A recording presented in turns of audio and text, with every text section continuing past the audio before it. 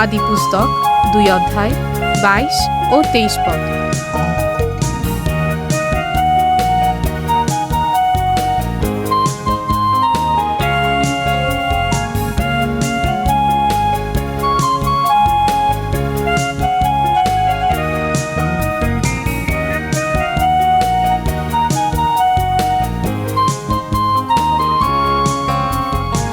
আদম থেকে তুলে নেওয়া সেই পাঁজরটা দিয়ে সদা প্রভু ঈশ্বর একজন স্ত্রীলোক তৈরি করে।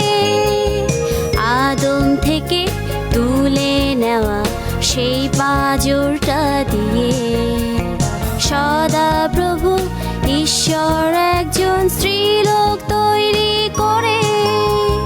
তাকে আদমের কাছে নিয়ে গেলেন, তাকে আদমের কাছে নিয়ে গেলেন।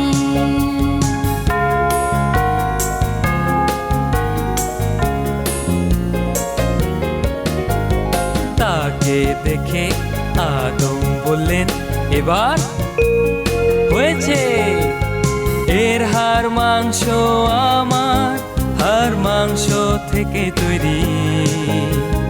পুরুষ লোকের দেহের মধ্য থেকে তুলে নেওয়া হয়েছে বলে, পুরুষ লোকের দেহের মধ্য থেকে তুলে নেওয়া হয়েছে বলে একে স্ত্রীলোক বলা হবে।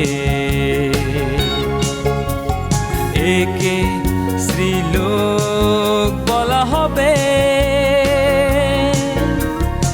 একে স্ত্রীলোক বলা হবে।